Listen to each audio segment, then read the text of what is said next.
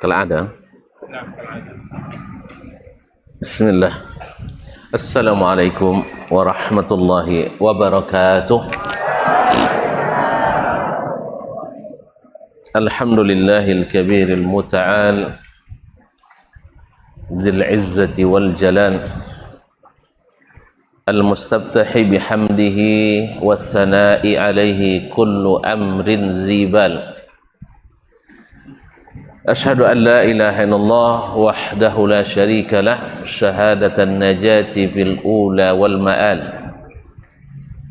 wa ashhadu anna Muhammadan abduhu wa rasuluhu al-karimul khisal al-azimul fi'an sallallahu alaihi wa sallama wa ala alihi khairi al wa ashabihi wattabi'ina lahum bi ihsanin ila yaumil ma'ad.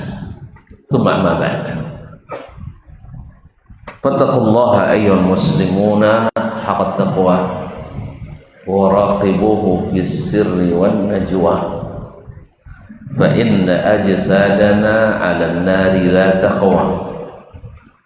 Fatamassaku minal islami bil urwatil wuthqa wa tazawwadu fa inna khairaz zadit taqwa. Ya ayyuhalladzina amanu taqullaha haqqa tuqatih wa la tamutunna illa wa antum muslimun. Para alim ulama, para asatizah Pondok Pesantren Tahfiz Al-Madaniyah dan para anak-anak kami yang istimewa, santri Pondok Pesantren Tahfiz Al-Madaniyah ataupun yang menyaksikan melalui media dimanapun berada. Alhamdulillah yang mengumpulkan kita di tempat yang terbaik ini, Masjid Talha bin Ubaidillah radhiyallahu anhu, di lingkungan yang baik ini, Ma'had Tahfiz Al-Madaniyah, di munasabah yang sangat baik ini, yaitu majlis ilmu yang sedikitnya bermanfaat dan banyaknya mengangkat derajat. Dapat sedikit bermanfaat, dapat banyak mengangkat derajat. Oleh itu mari kita sama-sama bersyukur kepadanya. Mudah-mudahan syukur kita melahirkan nikmat-nikmat yang baru yang membuat kita senantiasa dalam keadaan bersyukur kepadanya. Alhamdulillah setelah libur cukup panjang, tapi mudah-mudahan tidak dalam kelalaian panjang. Udah puas liburnya? Belum? Cepat selesaikan ujian, besok libur lagi kita. Ya, alhamdulillah waktu berlalu cepat. Asal kita sibuk, asal kita belajar fokus, tak terasa besok sudah ujian akhir tahun. Setelah ujian akhir tahun, libur lagi. Tapi libur bukan berarti kita tidak berbuat apa-apa. Libur maknanya adalah kita mempraktekkan ilmu yang sudah kita tuntut di sini di tempat kita masing-masing. Salawat dan salam kepada Nabi alaihi salatu wassalam. Mudah-mudahan salawat dan salam itu menjadi pengobat rindu. Nabi merindukan kita dan mudah-mudahan kita juga merindukan Nabi alaihi salatu wassalam. Mudah-mudahan pertemuan kita dengannya nanti pertemuan yang diterima. Semoga kita tidak termasuk yang tertolak. Oleh sebab itu jangan melakukan hal-hal yang menyebabkan kita tertolak. yaitu menyimpang dari jalan Nabi alaihissalatu wassalam atau mengada-ngada dalam agama ini, karena itu menyebabkan kita nanti tertolak ketika bertemu dengan Nabi alaihissalatu wassalam. Maka bertekad dari sekarang kita tidak mau menerima kecuali yang datang dari Nabi alaihissalatu wassalam dalam beragama ini. Jelas? Alhamdulillah. Untuk memperjelas itu, maka kita belajar terus. Salah satunya di majelis Tazkiratus Sami' wal Mutakallim fi adabi alim wal muta'allim, yang ditulis oleh Imam siapa tahu?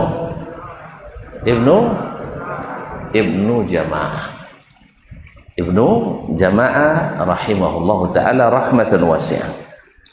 Tayyib, kalau ada yang tahu sampai di mana batas terakhir pelajaran kita kemarin, tunjuk tangan.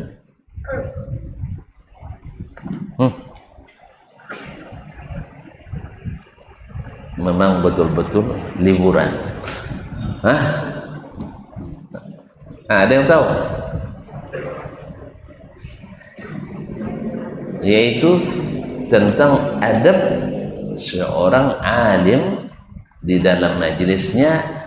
Jangan sampai ada keributan, jangan ada berbantah-bantah. Diskusi boleh, dialog bagus, tetapi kalau sempat beribut-ribut, saling menjatuhkan dan merendahkan, itu bukan majelis ilmu namanya, tapi majelis perwakilan rakyat. Iya, Dewan Perwakilan Rakyat. Kayaknya suka berbantah-bantah kayaknya. Kalau majelis ilmu tak boleh berbantah-bantah. Sebab apa? Di dewan itu biasanya pendapat, sedangkan di majelis ilmu adalah ilmu. Ilmu membuat kita menyatu, sedangkan pendapat membuat kita susah untuk disatukan, karena masing-masing kepala punya isi yang berbeda. Rambut sama hitam, isi di dalam bermacam-macam. Sah? Rambut sama hitam, tapi pendapat bermacam-macam. Disitulah perlunya ilmu itu, supaya kita tundukkan akal kita kepada ilmu, bukan ilmu yang harus mengaku dan tunduk kepada akal. Sahih? Nah, kalau masih akal perturunkan, hawa yang lahir. Kalau hawa yang lahir, hawa itu bermacam-macam, maka umat akan berpecah. Maka menuntutlah ilmu, karena ilmulah yang membuat kita bersatu. Sebagaimana dulu Nabi alaihissalam diutus kepada orang yang mengikut pendapat dan logika, lalu disatukan oleh Nabi dengan ilmu. Jadi pendapatmu taruh di saku, ya, simpan. Kalau sudah datang ilmu dari Allah dan Rasul sallallahu alaihi wasallam. Apa nih sayang? Berapa bayarnya? Gratis. Boleh bawa pulang? Enggak. Baik, jazakallahu khair. Baik. Jadi ini batas pelajaran kita sebelum kita liburan kemarin. Jadi majelis kita majelis bertenang, boleh bertanya, boleh berdialog, boleh diskusi, tapi untuk mengejar kebenaran, bukan untuk memperkuat pembenaran. Kita cari kebenaran, bukan untuk mencari pembenaran. Makanya tidak ada debat kalau tidak menghasilkan kebaikan, tak melahirkan kebenaran. Kita tidak mau berdebat, karena itu membuang-buang waktu, yang disebut oleh dalam pepatah kita sebagai debat kusir. Tahu tonton sejarahnya debat kusir itu? Kapan lahir istilah debat kusir pertama kali? Yang tahu saya kasih hadiah. Yang guru pun boleh menjawab. Hah? Tahu debat kusir? Enggak ya? Kusir itu tahu? Kusir tahu? Apa? Hah? Kusir enggak tahu? Sopir bendi. Sopir bendi. Tahu bendi? Hah? Enggak tahu juga? Oh, tahu, alhamdulillah. Kalau enggak tahu, ayo kita ke Payakumbuh. Biar saya tunjukkan bendi itu. Jadi yang mengendalikan bendi itu namanya kusir. Dulu di awal-awal merdeka, para petinggi negara ini dulu jarang yang pakai mobil, pakai sepeda atau pakai bendi atau ke kereta kuda ya. Kalau di Jawa apa namanya?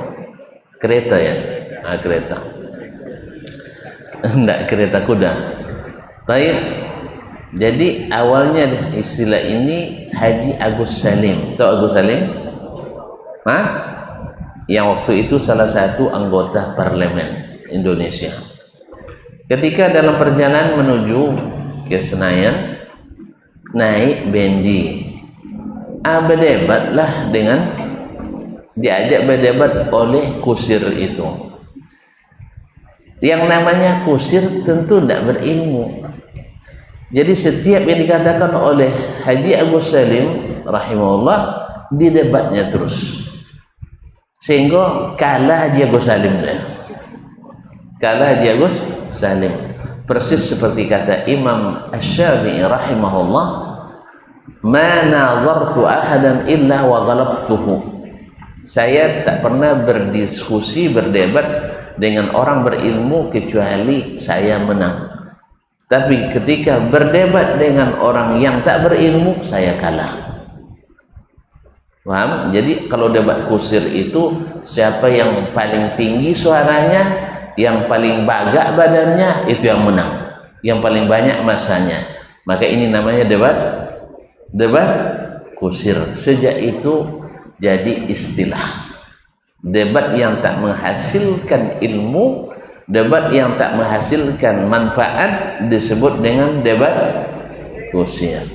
Ayah anggota parlemen pula, ya, orang Presiden Amerika saja ngaku kalah dengan Agus Salim waktu di PBB.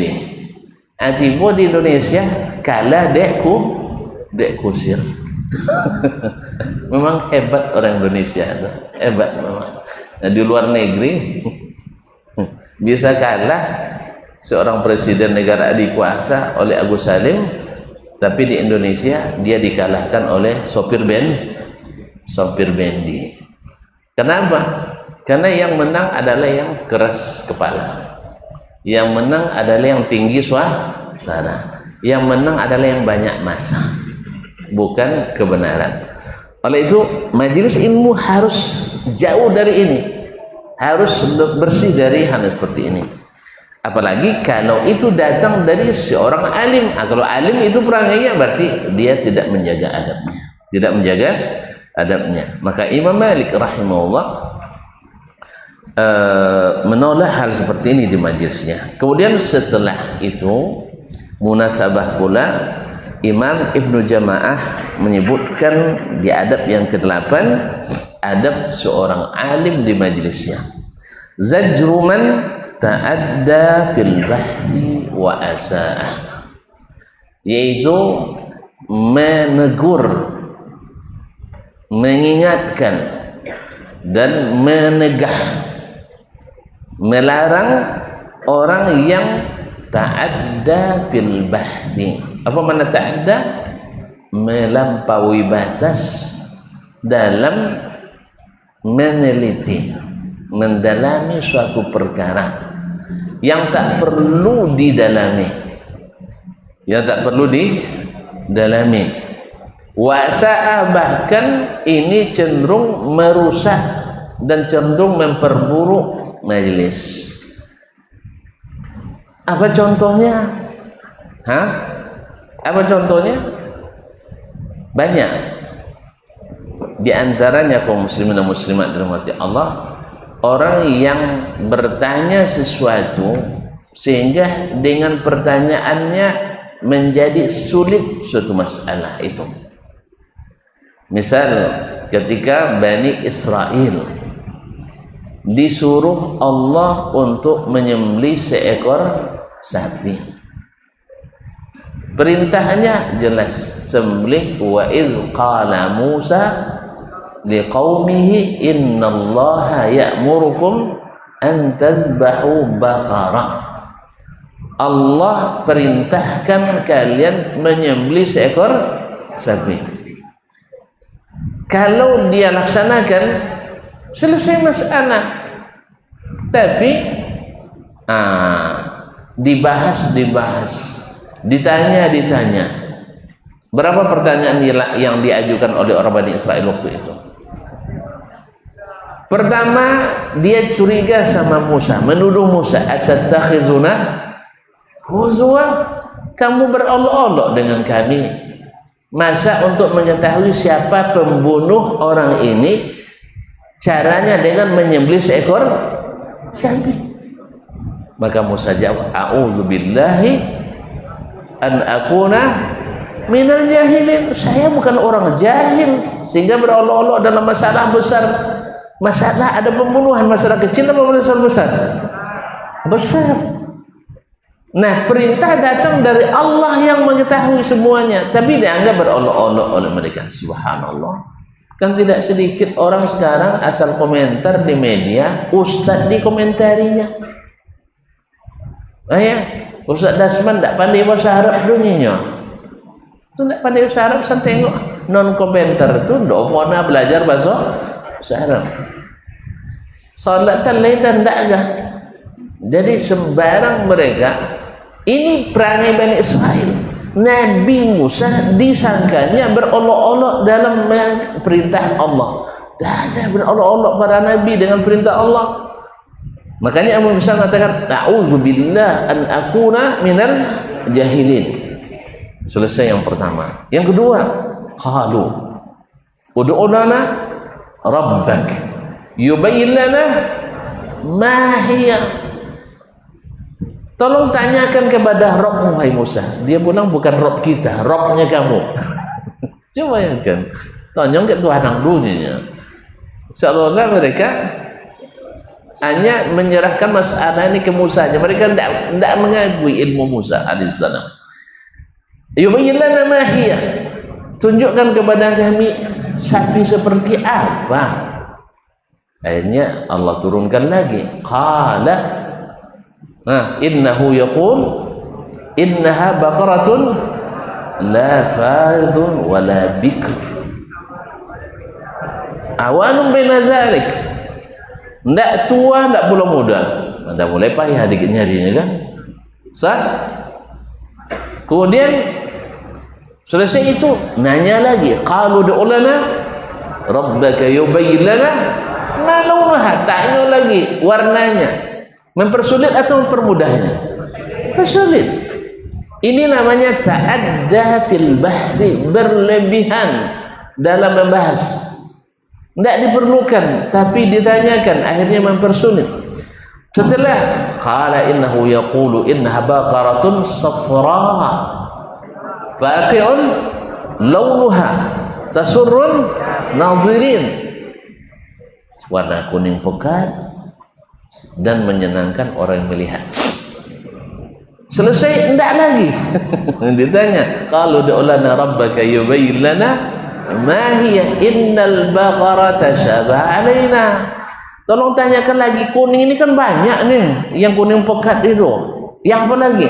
Akhirnya syarat lagi, la syiyata biha. Sah?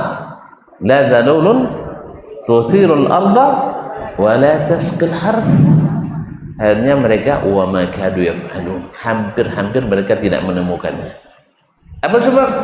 Berlebihan. Makanya majelis-majelis ilmu seperti ini, majelis-majelis ilmu harus dibersihkan dari sikap berlebihan seperti ini. Jelas? Nah, kita baca dulu ya, nanti kita sebutkan contoh yang selanjutnya. As-samin, di antara adab seorang alim dalam majlisnya, yaitu ayazjura man ta'adda fi bahthihi, yaitu menegur dengan keras orang yang berlebihan dalam membahas. Berlebihan dalam membahas. Contohnya seperti tadi. Kalau contohnya yang pernah terjadi di majelisnya Imam Malik rahimahullah ta'ala, ketika Imam Malik mengajarkan kepada murid-muridnya, tersebutlah di situ ayat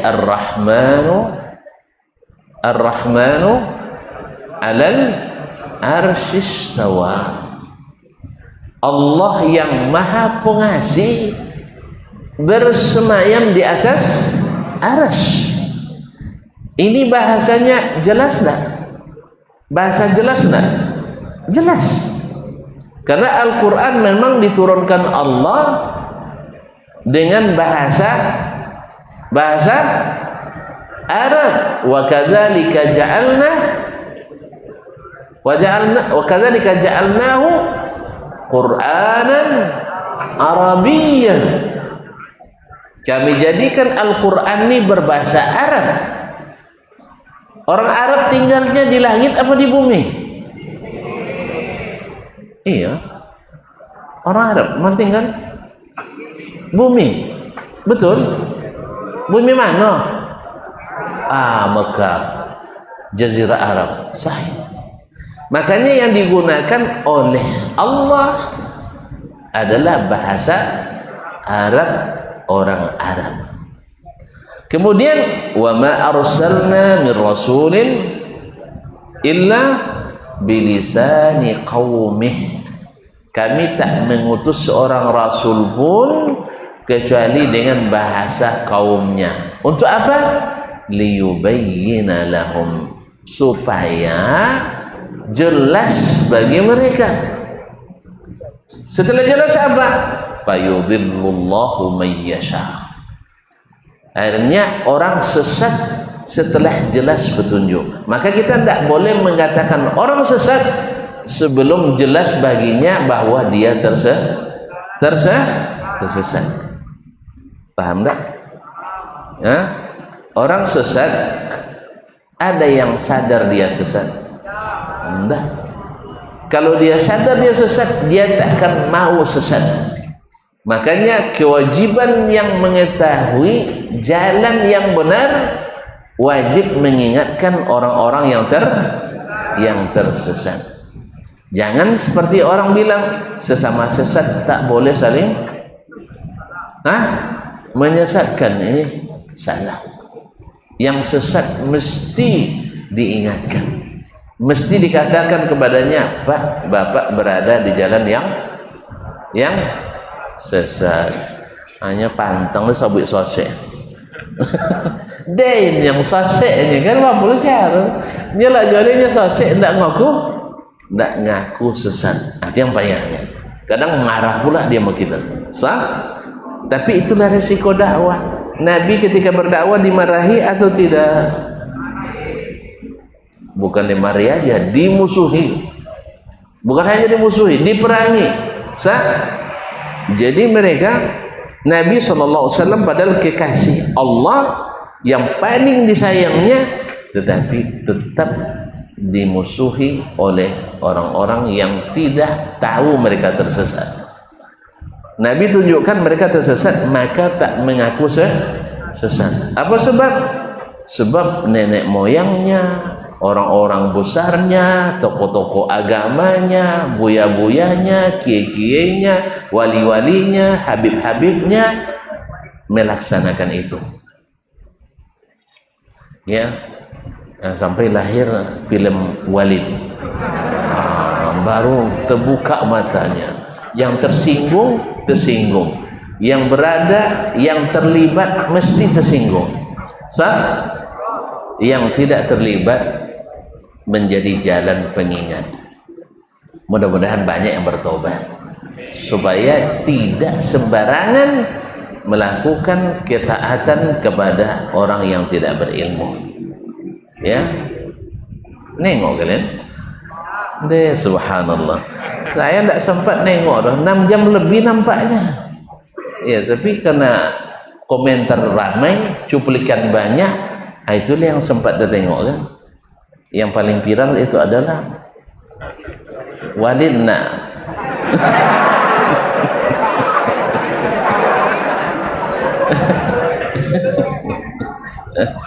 Itu parodi yang paling viral. Dan itu memang banyak terjadi di dunia nyata. Orang-orang yang tersesat tapi tak tahu dia tersesat. Saya sudah banyak berdiskusi dengan orang-orang yang dulunya termasuk ke jalan seperti itu. Dia ngaku, ya dia tidak sadar. Dia mengira setan-setan yang menjadi pembantu mereka itu di waktu itu sebagai malaikat. Mengiranya sebagai malaikat. Kan masih ingat kisah anak muda menuntut ilmu yang diajak masuk surga tiap malam itu? Masih ingat? Dikiranya malaikat karena dia tidak berilmu. Ada seorang sufi besar di Sudan. Ya, setelah bertobat dia ceritakan. Tahu tak kan gimana tobatnya? Ketika bertobat dia dikunjungi oleh seorang alim mengingatkan dia bahwa, lalu dia katakan, saya ini setiap hari didatangi malaikat. Lalu kata ulama tadi, cobalah suruh malaikat itu datang sekarang.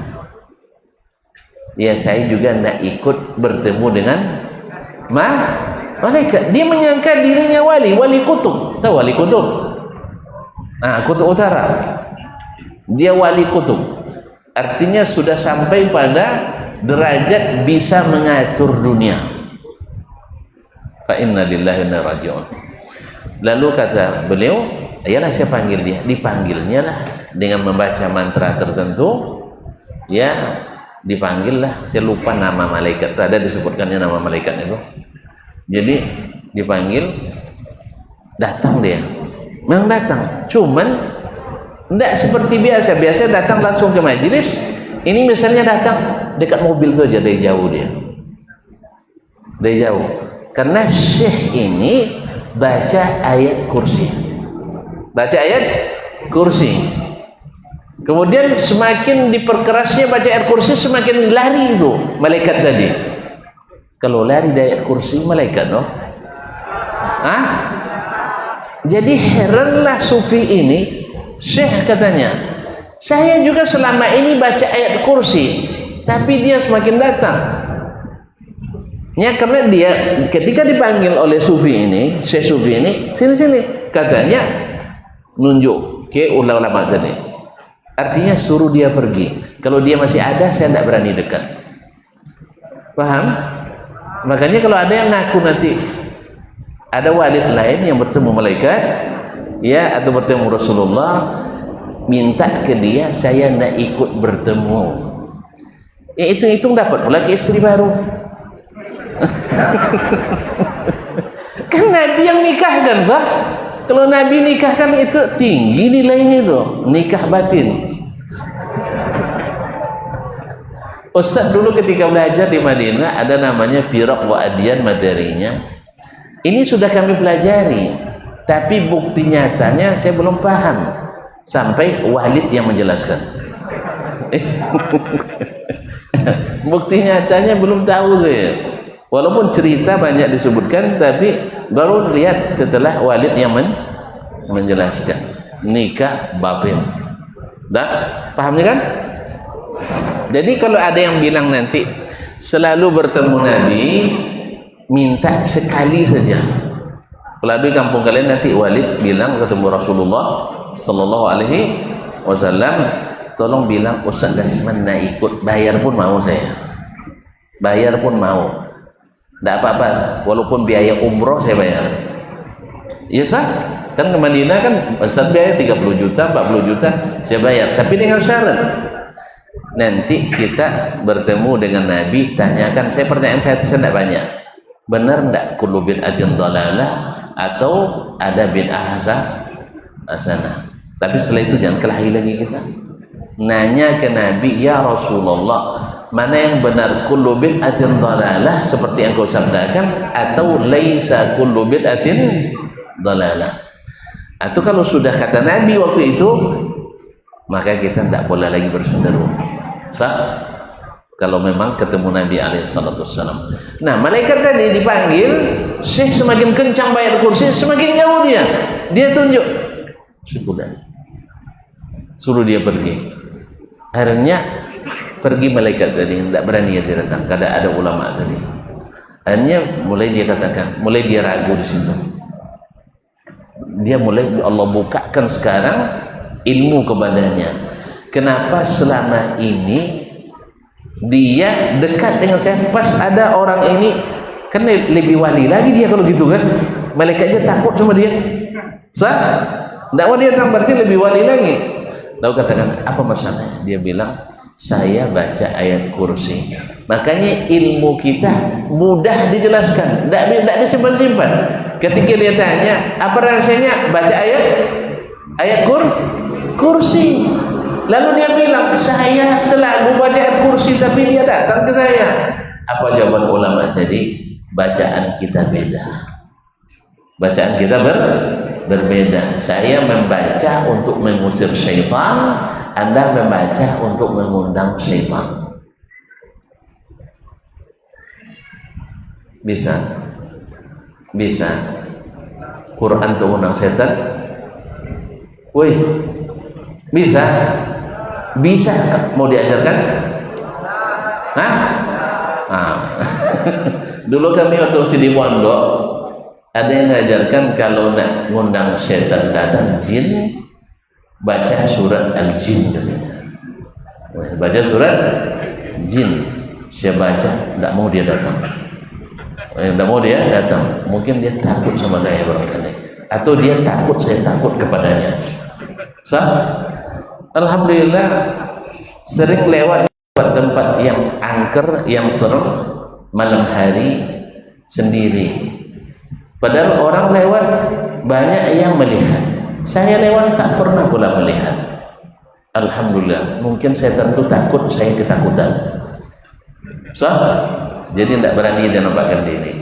Ada yang bonceng dengan sepeda atau sepeda motornya, atau masuk ke mobilnya. Saya sampai hari ini belum ada yang berani. Semoga tidak. Nanti bahaya, ketakutan saya. Nah, kaum muslimin. Jadi kata Syekh, saya baca ayat kursi beda dengan yang kau baca. Bukan ayatnya beda, niat bacanya. Buktinya ada seorang wanita hafizah, santriwati, tapi kerasukan syaitan. Lalu diruqyah oleh salah seorang teman saya, dokter. Dia menceritakan, lalu ketika diruqyah ditanyakan, tidak mau dia keluar. Ditanya kepada mbak itu, mbak kan hafizul Quran. Ya, padahal ruqyah menyuruh setan keluar pakai ayat Quran. Dia ini seorang hafizah 30 juz Quran. Kok bisa setan masuk? Nah, gimana tuh? Ini takut baca jadi hafiz nanti jadi. Nah, karena bacaan dia dengan yang kita baca berbeda niatnya. Akhirnya diulang di ruqyah. Apa kata dia? Ada tak amalan khusus yang mbak amalkan? Ada enggak amalan khusus yang mbak amalkan? Dia bilang rasanya enggak ada. Coba ingat-ingat lagi. Akhirnya dia bilang, dulu waktu jadi mondok di pesantren Madaniyah, di pondok saya disuruh sama Pak Yai saya untuk membaca Ya Rahman 3000 kali di petang hari, 3000 kali di pagi hari. Sekarang saya nak nanya, ada tak zikir ini diajarkan Nabi? Hah? Banyak ahli hadis di sini ya. Baik, enggak ada ya? Serius ini, enggak ada. Kemana kalian tahu? Dah baca kitab hadis semuanya? 3000 kali. Bila salah harus ulang lagi. Bila salah itu mesti ulang dari satu. Bila terputus, misalnya pas sedang zikir dipanggil sama maknya, "Nduk," misalnya kan, "Iya, Pak misalnya, harus diulang lagi. Sulit apa payah? Nah, sulit apa payah? Sulit dan payah. Nah, lalu dibacakan Quran sama Ustaz yang meruqyah, berbicara yang di dalam, kenapa kamu masuk ke dalamnya? Dia bilang, dia manggil-manggil saya 3000 kali di waktu pagi, 3000 kali di waktu petang. Memang namamu siapa? Nama saya Rahman. Jadi dia panggil dia Rahman, ya Rahman 3000 kali pagi hari, 3000 kali di petang hari. Makanya saya masuk. Dia cinta sama saya katanya. Jelas? Jelas? Makanya mengada-ngada walaupun zikir bisa membuat orang kesurupan. Makanya kalau ada wali yang gila karena cinta Allah, itu cintanya ilegal. Tahu cinta ilegal? Macam kalian nampak anak gadis habis itu dihubungi, itu cinta ilegal namanya. Sah? Malam hari susah tidur. Sah? Malam hari susah tidur. Tapi kalau sudah dibawa ke KUA, salam sama mertua, aku nikahkan putriku Fulanah dengan engkau dengan mas kawinnya seperangkat rumah tangga. Hah? Tidak berani ya? Berani seperangkat apa? Seperangkat alat tulis. Allah Ustaz. Seperangkat apa? Alat sholat. Oh iyalah, bolehlah seperangkat alat sholat. Aku terima. Masya Allah, itu cinta yang ilegal, tidak pernah terjadi setelah dapat surat nikah dari KUA. Seorang suami gila gara-gara mencintai istrinya. Ada, dan tak pernah pula seorang istri sampai gila gara-gara mencintai suaminya. Yang gila adalah nak nikah tapi tak sanggup. Ya, awaklah syakinan-cinan piti tidak nawar. Piti tidak menawar. Ya, enggak ada duit. Akhirnya gila, hilang akal, akhirnya dipasung, diikat. Itulah namanya. Jadi kalau ada wali yang cinta karena Allah, wali ilegal. Enggak ada wali Allah yang sampai gila. Itu hanya akalan-akalan orang sufi untuk melegalkan zikir-zikir yang mereka karang sendiri. Jelas? Apa yang jelas ini? Berlebihan dalam mendalami suatu masalah itu dilarang. Makanya ma'asyiral kiram dirahmati Allah, Imam Malik mengajarkan seperti yang Allah ajarkan, Ar-Rahmanu 'alal 'arsyis tawa. Lalu datang seorang di majelis itu, "Ya Aba Abdillah, kaifastawa?" Bagaimana istiwanya Allah? Imam Malik termenung lama dan gemetar badannya. Kenapa? Menahan amarah. Apa sebab? Majlis ini majlis ilmu, bukan majlis yang berlebihan dalam membahas. Allah hanya mengatakan dia di atas arasy. Allah dan Rasul tidak menambah sedikit pun keterangan bahwa kalau dia di atas arasy sambil duduk, sambil rebahan, sambil berbaring, enggak ada. Jadi kalau ada orang-orang mengatakan, orang-orang Wahabi itu mengatakan Allah duduk di atas arasy, dia sendiri yang menafsirkan. Allah hanya menyebut istawa. Lalu ketika ditanya bagaimana istawa, Imam Malik menganggap ini sebagai sikap berlebihan. Maka kata Imam Malik, lalu dijawabnya, al-istiwa'u ma'lum. Istiwa itu maklum karena bahasa Arab jelas bahwa istiwa maknanya ala wartafa, yaitu berada di atas. Jelas? Terus kalian nak teliti pula kalau di atas mesti menempati? Hah? Mau dibahas? Mau dibahas? Saya siap aja bahasnya. Saya katakan tidak semua sesuatu di atas sesuatu menempati sesuatu itu. Sahih? Sahih? Nah, sekarang Anda semua selama belajar di sini dapat ilmu tak? Dapat. Ilmu itu ada atau tidak? Ada. Ada. Sah? Di mana disimpan? Di akal. Di mana akal itu? Di dengkul. Hah? Di mana? Ada yang bilang di otak, ada yang bilang di dada, bilang di dengkul. Baik. Ada enggak tempatnya? Ada tempatnya. Di mana? Berapa sentimeter dia pakai tempat? Wih, ada tempatnya. Ada tempat cantolannya di situ, nyangkutkannya ada. Siapa yang siap jadi sukarelawan? Pas mati nanti kita bedah kepalanya. Di mana ilmunya kemarin tinggal? Ada? Ada tempatnya? Ada tempatnya? Enggak.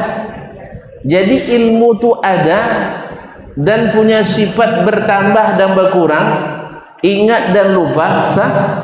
Bertambah dan berkurang, kemudian tinggi dan rendah, sah?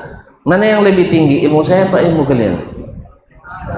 Ilmu saya rendah, sah? Ilmu kalian meninggi. Iya, berarti ada perbedaannya. Harusnya kalau dia bertempat di kepala saya membesar. Sah? Sahih?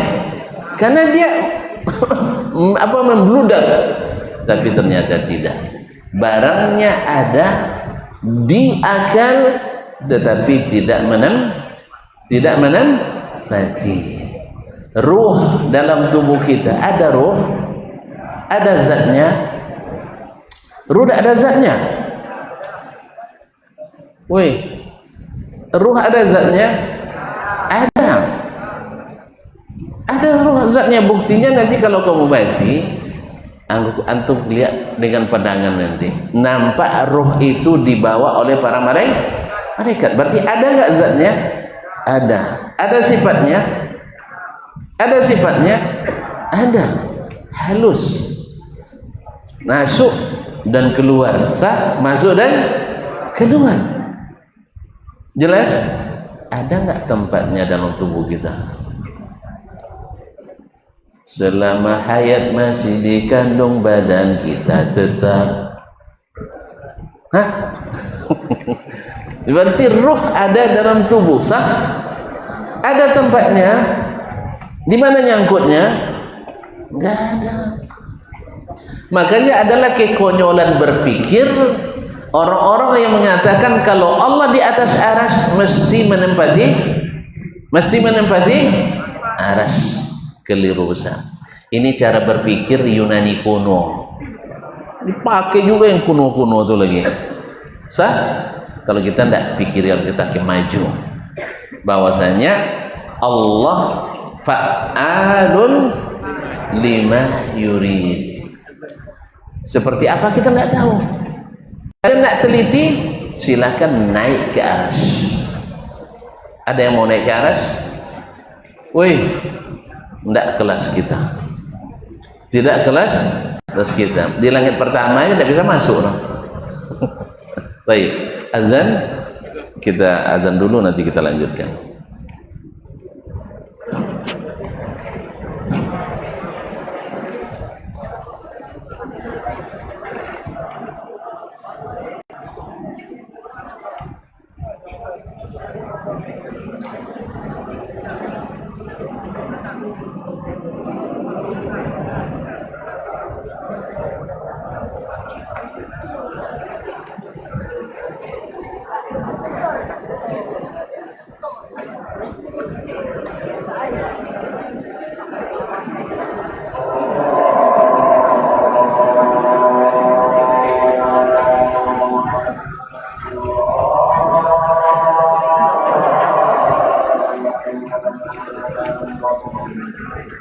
Allahumma Allah.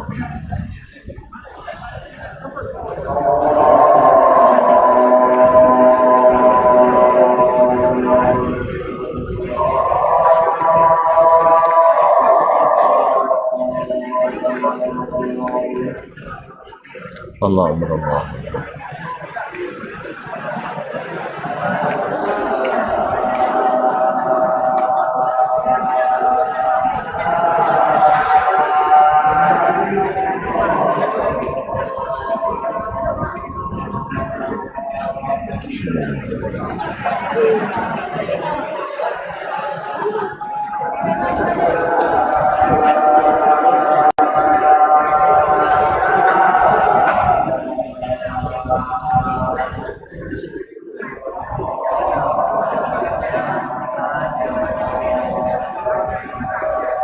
Asyhadu an la ilaha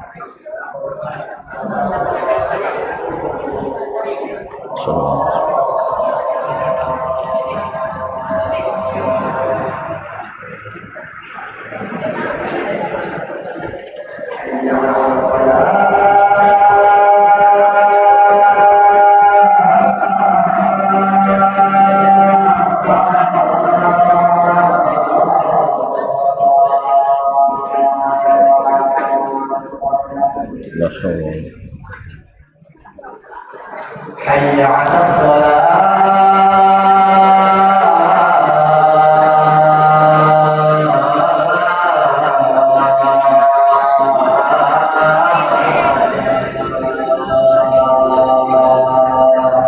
لا حول ولا قوة حي على الفلاح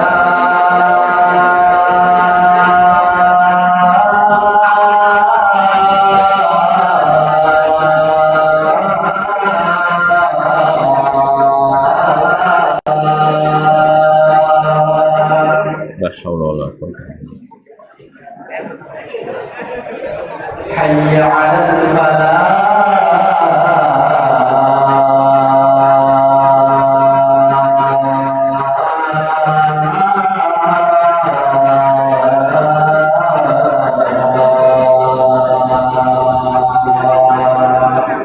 لا حول ولا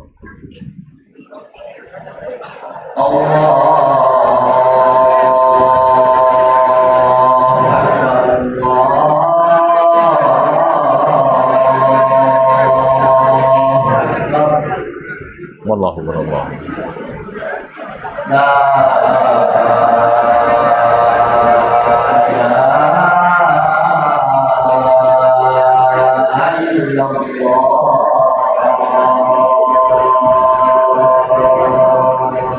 وعلى شباب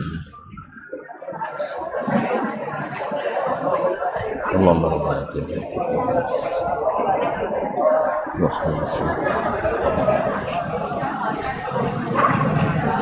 طيب ma'asyiral ikhwati rahimanillah wa iyyakum. Jadi sudah paham makna berlebihan dalam membahas? Sudah? Nah, jadi Allah menjelaskan kepada kita seperti kata Imam Malik, al-istiwa'u ma'lum wal kaifu majhul. Bagaimananya tidak ada yang tahu. Pasalnya tak ada yang sampai ke aras yang memberitahu. Maka tidak usah dibahas. Karena kalau antum bahas tak ketemu jawabannya, justru membuat antum ragu dengan apa yang disampaikan Allah dan Rasul Sallallahu Alaihi Wasallam. Dan itu kenyataannya. Semakin dibahas, maka semakin susah beriman kepada Al-Quran dan Sunnah Nabi Alaihi Wasallam.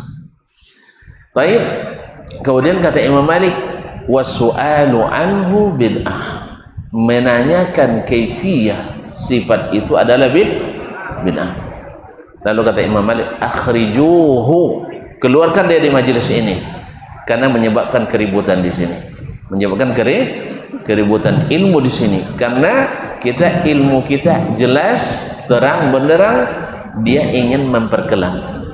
Makanya menggunakan pendekatan ilmu kelam membuat yang jelas semakin menjadi kelam. Maka tidak ada umat Islam yang mengingkari sifat-sifat Allah secara hakiki kecuali setelah terpengaruh oleh ilmu kelam. Ilmu kelam, sehingga sifat Allah banyak yang dipreteli, banyak yang tidak diimani, walaupun hurufnya diimani tapi maknanya tidak. Nasallallahu alaihi wasallam. Baik, kita lanjutkan. Nah, kalau tuan-tuan cepat paham, kita cepat selesai. Tapi kalau tidak serius, nanti lambat selesainya, banyak yang tertinggal. Ayo ya, serius ya, biar cepat selesai. Qala rahimahullah ta'ala, au zahara minhu ladadun fi bahthihi, atau dia terkesan keras kepala dalam pembahasan. Ada orang yang sudah jelas salah tapi masih membantah, masih menegakkan benang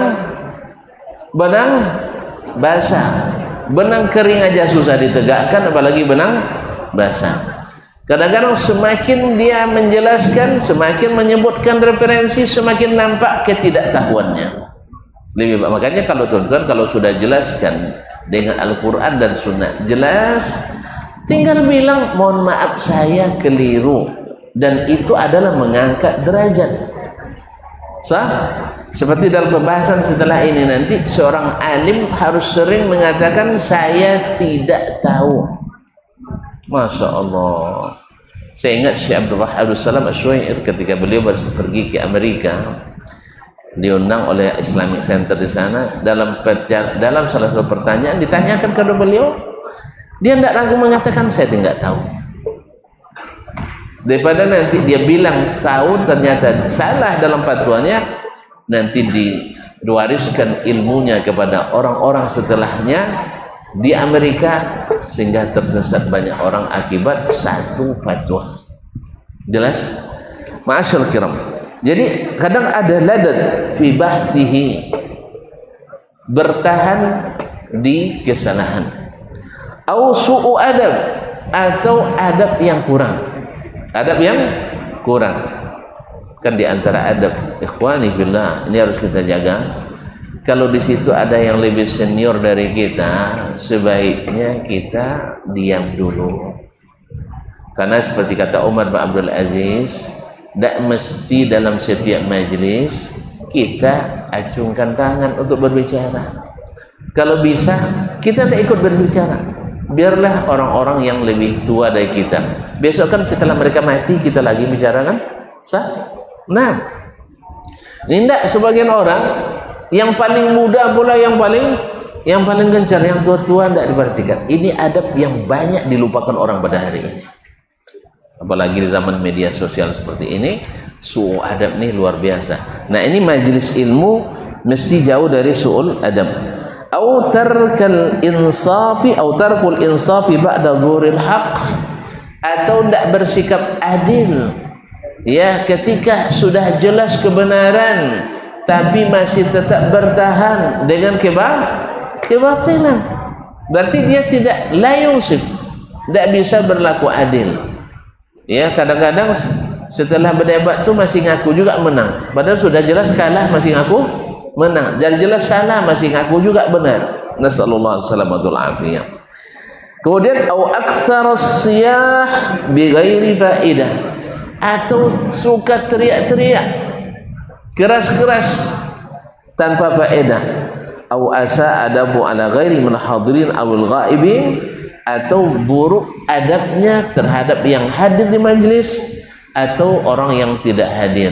Misalnya menyebut para ulama yang tidak ada di majlis itu dengan sebutan yang terkesan merendahkan, padahal ulama itu mesti ditinggikan dan dihormati walaupun kita tidak sepaham dengannya dalam suatu masalah.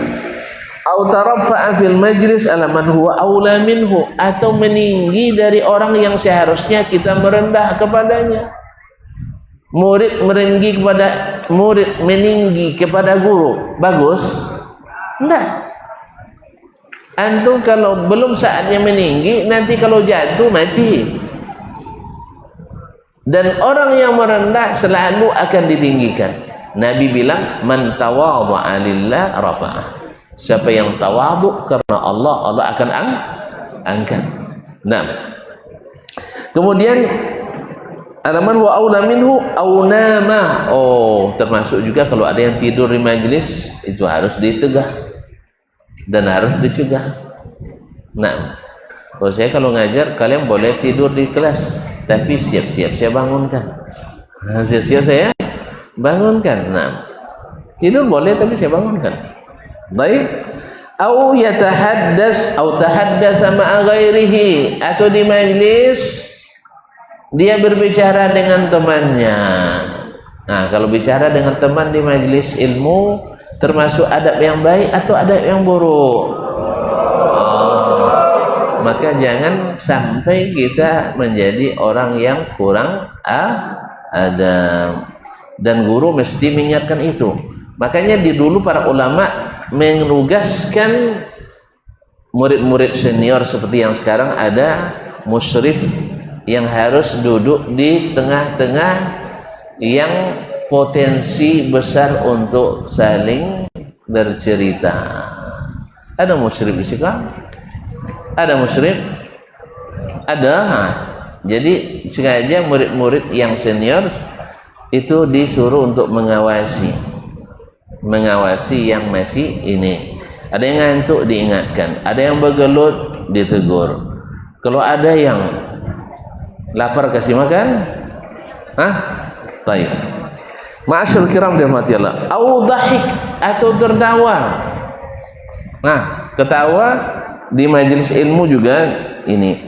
Au istahza'a bihadin minal hadirin, atau membuli salah seorang yang hadir. Membuli boleh? Boleh membuli? Boleh mencemooh? Boleh merendahkan? Tidak boleh. Memperolok-olok orang. Au fa'ala ma yukhillu bi adabi talib fil halqah, atau apapun yang merusak adab seorang penuntut ilmu di majelis. Apapun adab yang buruk mesti kita hindarkan. Ya, mesti kita hindarkan. Nah, wa sayati tafsiluhu insyaallah. Nanti yang ini akan datang perinciannya ketika membahas adabul muta'allim, adabnya orang yang menuntut ilmu. Hadza kulluhu, ini semua yang disebutkan oleh Syekh, bi syarti an la yatarattaba ala zalika mafsadatun tarbu alaihi. Semua ini dilakukan menegah yang sebut itu dengan syarat tidak menimbulkan mafsadah yang lebih besar. Tapi kalau menimbulkan mafsadah yang lebih besar, maka kadang-kadang harus didiamkan. Wallahu ta'ala alam, wa sallallahu ala nabiyyina Muhammadin wasallam. Ya, kayaknya tuan-tuan cepat paham pagi malam ini, sehingga kita cepat selesai pula mengaji. Ada pertanyaan? Tidak ada, paham semua? Alhamdulillah. Kalau gitu kita tutup. Wa subhanakallah bihamdik, asyhadu an la ilaha illa anta, astaghfiruka wa atubu ilaik. Wassalamualaikum warahmatullahi wabarakatuh. Barometer amal kita saleh tak salehnya di salat kita. Bila salat kita ikhlas dan sesuai dengan sunnah Nabi SAW, maka insya Allah amalan yang lain mengikuti. Ini aktivitas ini membantu saya di akhirat atau akan menyulitkan saya di akhirat. Kalau seandainya perbuatan itu ternyata akan menyulitkan kita di akhirat kelak, tinggalkan perbuatan itu. Anta ni'mal jund. Kamu adalah sebaik-baik prajurit. Coba lihat. Kamu adalah sebaik-baik prajurit. Maka tujuannya adalah menghancurkan kehidupan rumah tangga.